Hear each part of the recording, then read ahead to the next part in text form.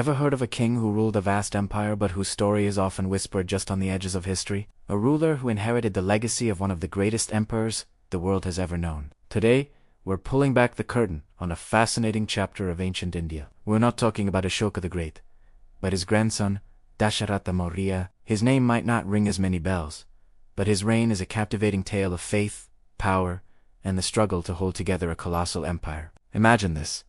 The year is 232 B.C. The mighty Mauryan Empire, stretching from the snowy peaks of the Himalayas to the sun-drenched southern tip of India, has just lost its legendary emperor. A void of power opens up, and a young man, Dasharatha, steps into the immense shoes of his grandfather. He was born around 252 BCE, growing up in the golden age of Ashoka's rule, witnessing firsthand the principles of peace and dharma that his grandfather championed. But inheriting a peaceful empire doesn't mean your reign will be easy. Dasharatha's story is one of the most intriguing what-ifs in Indian history. He was the immediate successor to Ashoka, the man who turned away from conquest and embraced Buddhism, spreading its message across continents. But did Dasharatha follow the same path? Did he manage to keep the empire united?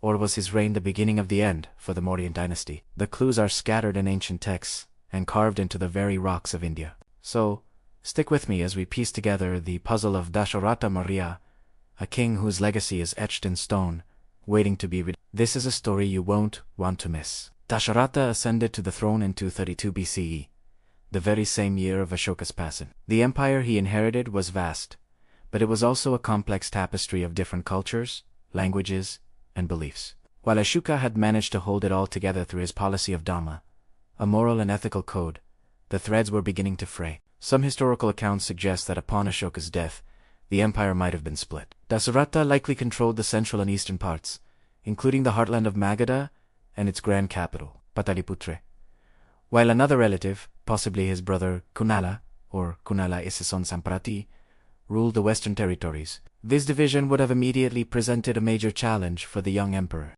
Unlike his grandfather, who is remembered for his large-scale rock edicts spread across the subcontinent, Dasharatha's inscriptional evidence is more localized. We find his most famous legacy carved into the hard granite hills of Barabar, about 24 kilometers north of Gaya in modern-day Bihar. These are the Barabar Caves, a stunning example of Mauryan rock-cut architecture. 3 of these caves bear inscriptions from Dasharatha, dated to the very beginning of his reign. These inscriptions tell us that he dedicated these caves to the Ajivikas, an ancient ascetic sect that was different from Buddhism or Jainism. This is a crucial clue. Why would the grandson of the great Buddhist patron Ashoka dedicate caves to a rival philosophical school? It speaks volumes about the political and religious climate of the time. Dasharatha was likely continuing Ashoka's policy of religious tolerance. He understood that to rule a diverse empire, he couldn't just favor one group. He had to be a king for all his subjects, respecting their different beliefs. These dedications, made in the first years of his rule, were a powerful political statement, showing his support for various faiths and securing the loyalty of influential religious groups, like the Egyptians. The inscriptions themselves are quite direct, stating that the caves were granted by King Dasharatha, beloved of the gods, immediately after his consecration. So, for the first few years of his reign, from 232 BCE onwards, Dasharatha was focused on consolidating his power and maintaining the delicate balance his grandfather had established. He was a patron of the arts and architecture, as the magnificent and highly polished interiors of the Barabar Caves demonstrate. These caves, with their unique arched doorways and mirror-like walls, are a testament to the incredible skill of Mauryan craftsmen, a tradition Dasharatha clearly continued to support. He was signaling continuity, showing the world that the Mauryan dynasty was still strong and prosperous, even after the loss of its greatest leader. However, the political landscape was shifting. The unity of the empire was fragile. Sources like the Puranas, ancient Hindu texts compiled centuries later, list Dasharatha as Ashoka's successor and credit him with a reign of 8 years. This would place the end of his rule around 224 BCE. During these 8 years, from 232 to 224 BCE, Dasharatha had to navigate treacherous political waters. The provincial governors, who had been kept in check by Ashoka's strong central authority, might have started to assert their independence. The economy, which had funded Ashoka's massive construction projects and missions, may have been strained. Unlike Ashoka, who left behind a detailed record of his administration and his personal philosophy, Dasharatha's voice is much fainter in the historical record. We don't have his personal reflections on war, peace, or governance. We must infer his policies from his actions, like the cave dedications, and from later texts. These texts, while valuable, can sometimes be conflicting. For example, some Jain texts suggest that Ashoka's successor was actually another grandson who became a great patron of Jainism. Most historians, however, relying on the Puranas and the Nagarjuni Hill inscriptions, agree that Dasharatha was the direct successor in the eastern part of the empire. Dasharatha's reign seems to have been a holding action. He successfully maintained control over the core of the Mauryan Empire, but couldn't stop the slow process of fragmentation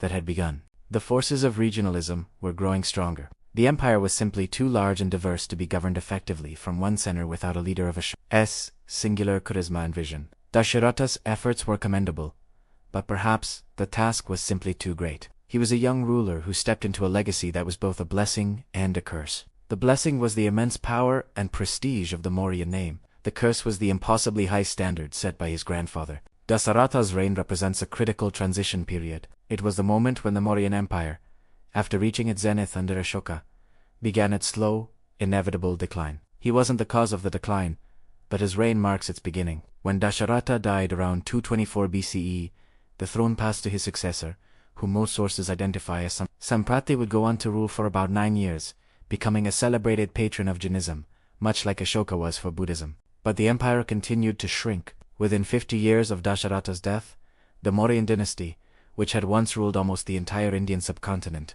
would be overthrown. In 185 BCE, the last Mauryan emperor, Brihadratha, was assassinated by his own general, Pushyamitra Shunga, who then established the Shunga dynasty. So, what is the final verdict on Dasharatha? He wasn't a conqueror, like his great-grandfather, Chandragupta, nor was he a philosophical revolutionary, like his grandfather Ashoka. He was a preserver, a custodian of a great legacy. His 8-year reign, from 232 to 224 BCE, was a crucial but often overlooked period. He kept the heart of the empire beating, continued the tradition of religious tolerance, and sponsored incredible works of art and architecture that we can still admire today. His story is a reminder that history isn't just about the giants who changed the world, but also about those who worked diligently to maintain it. Dasharatha Maurya ruled in the long shadow of Ashoka, and while his name may not be as famous, his legacy is literally carved in stone in the hills of Barabar, a silent testament to a king who held the line in a time of great change. He inherited a golden age and presided over its twilight, a fascinating and poignant chapter in the grand story of India. Thank you so much for joining me on this journey back in time. If you enjoyed uncovering the story of Dasharatha, please hit that like button and subscribe for more deep dives into forgotten history. Let me know in the comments which historical figure you'd like to learn about next. See you in the next video.